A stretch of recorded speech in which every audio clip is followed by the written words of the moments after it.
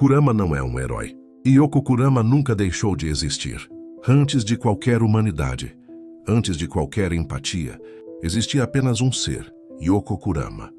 Um espírito demoníaco conhecido pela inteligência fria, pela estratégia e pela ausência quase completa de empatia.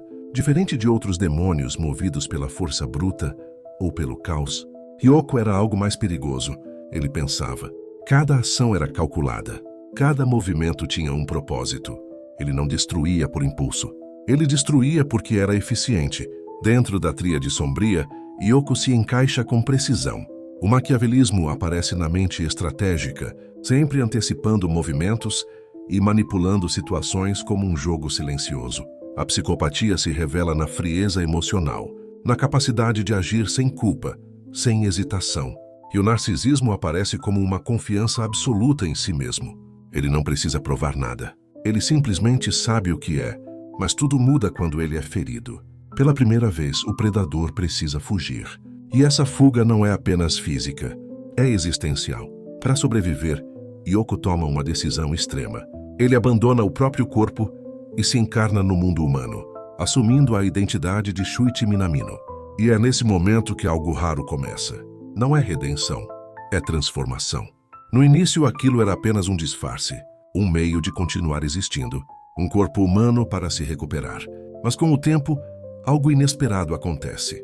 Ele começa a viver, vivendo ao lado da mãe humana, recebendo cuidado, carinho, algo que nunca fez parte da existência dele. Yoko começa a experimentar algo novo. Não é estratégia, é vínculo. Pela primeira vez, ele não está apenas reagindo ao mundo, ele está se conectando com ele. E é aqui que a teoria de Júlia Kristeva ajuda a entender Kurama. Yoko não desaparece. Ele se torna o que Kristeva chama de abjeto. Aquilo que é rejeitado para que uma nova identidade exista, mas que continua presente. Kurama, o humano, só existe porque Yoko está sob controle. Mas ele nunca é eliminado. Ele permanece. Como uma presença silenciosa. Como uma possibilidade constante. Enquanto Kurama caminha pelo mundo humano, algo dentro dele permanece inalterado. Yoko não desaparece, ele apenas se recolhe, permanecendo oculto, como uma sombra silenciosa que observa cada gesto, cada emoção, cada conexão que Kurama constrói.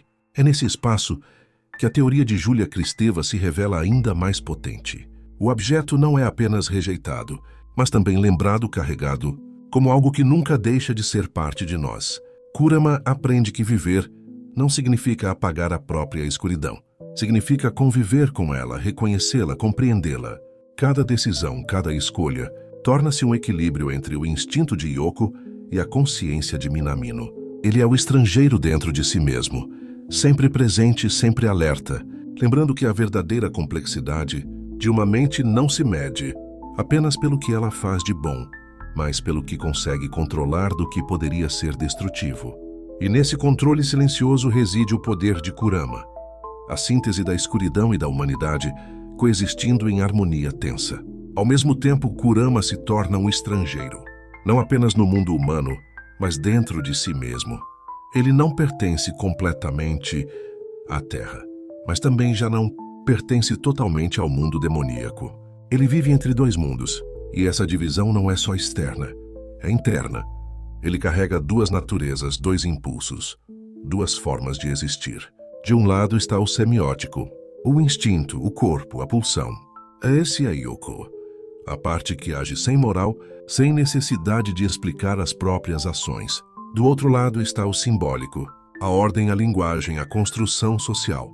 Esse é Kurama, o ser que aprende a viver, a se comunicar e a escolher. Mas o ponto mais importante é que esses dois lados não se anulam. Eles coexistem. Kurama não abandona a própria escuridão. Ele aprende a controlar. E isso aparece nas decisões que ele toma. Mesmo criando laços, mesmo desenvolvendo empatia, ele ainda é capaz de agir com frieza quando necessário. Ele ainda manipula, ainda calcula, ainda executa planos com precisão. A diferença é que agora existe escolha. Antes, Yoko matava porque era natural. Agora Kurama decide quando agir. E essa escolha torna tudo mais complexo, porque mostra que a humanidade dele não eliminou o lado demoníaco, apenas colocou esse lado sob controle. A tríade sombria continua presente, mas de forma consciente. O maquiavelismo vira estratégia, a frieza vira ferramenta e a confiança permanece, sem precisar de validação. Kurama não é a negação de Yoko, ele é o equilíbrio entre os dois. E talvez seja isso que mais assusta, porque mostra que o mal não precisa desaparecer para deixar de existir. Ele pode ser compreendido, controlado, e ainda assim continuar ali. No fim, Kurama não venceu o lado sombrio. Ele aprendeu a viver com ele, e talvez isso seja muito mais difícil, porque o verdadeiro conflito não está entre dois inimigos, está dentro de uma única mente.